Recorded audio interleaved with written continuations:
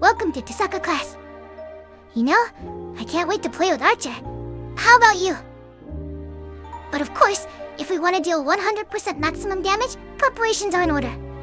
Today, we're talking about speed tuning, particularly my speed tuning. So before we start, we have to start at the very start of why the heck do we care about speed tuning. This is my second talent.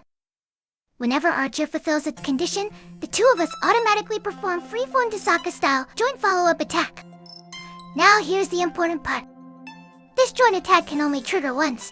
The trigger count resets when Rin Tohsaka's turn ends. So, to make sure we deal 100% maximum damage, we have to find a way such that our joint attack triggers every single Archer turn.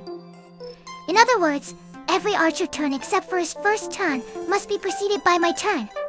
So, my target amount of turn is simply the amount of Archer's turn minus 1. Simple enough, right? However, there is one problem. The longer the fight goes, the more speed I need to catch up to Archer. But how much speed do I actually need? This is the purpose of today's class. That is, to find the minimum Rin speed required to guarantee the Archer rotation. In doing so, we can invest fewer substats into speed and more into crit, maximizing our damage. As you know, this team does not consist only of me and Archer. Now let's bring Sparkle into the picture. In this team, Sparkle acts as Archer's speed. With Sparkle's 50% action advance, every Sparkle's turn is effectively also an Archer's turn. With that established, it's time to tune our speed. To do that, we need to account for every mechanic that affects action value.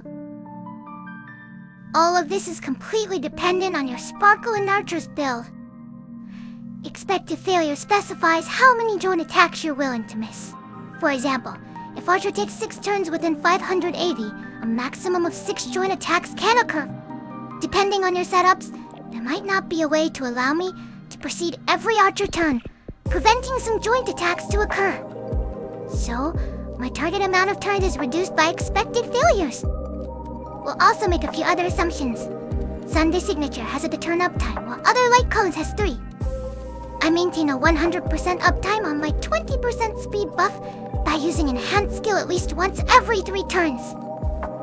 With all of that in place, let's build a calculator that finds the optimum Rin speed, required to guarantee the maximum amount of joint attack. First of all, given our inputs, we need to simulate Sparkle and Archer's action order. We need to calculate the AV of Archer and Sparkle first natural turn. Then, we check if Archer's next turn is still below the AV benchmark. Based on this, we check whoever acts next. If Sparkle takes a turn, we save her turn's AV, then apply her 50% action advance to Archer's next turn, then cue any Eagle or DD advances that should affect their next turns.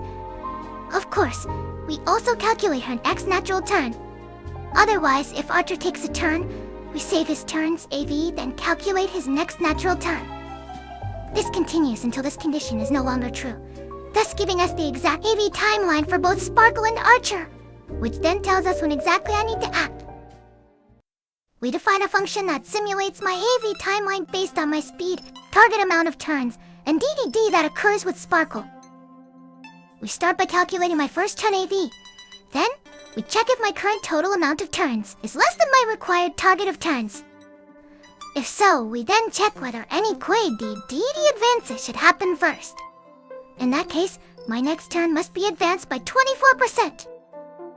After recording my turn's AV, we also verify if it preceded the corresponding Archer's turn. If it fails, then obviously such speed does not satisfy the required tuning. This function then returns none. This process continues until I reach the required target of turns. If every check passes, the function returns my AV timeline. At last, we're ready to optimize my speed tuning. We will start a grid search, an exhaustive optimization technique that checks every predefined values to find the optimal one. We begin at my base speed at 102, and increase it by 0.01 for each iteration. For every speed value, we simulate my turns using our previous function. We keep searching until we find the minimum speed that works. That's our optimum Rin speed. We can also allow some expected failure like so. If no optimum speed is found for a certain amount of failures allowed, This calculator repeats the search while reducing my target amount of turns as the amount of failures increases.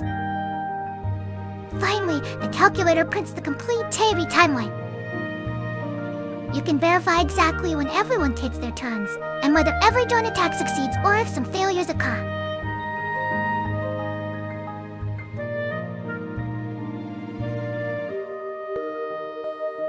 As a bonus, you can also check the minimum sparkle speed required to allow Archer to take a certain amount of turns within a certain AV benchmark. Again, that's it. Hopefully this gives you a better idea of how the calculator works, and more importantly, why it recommends the speed that it does. Have fun experimenting with different setups, and I hope this calculator helps you get the most 100% maximum damage out of me and Archer. Thanks for watching.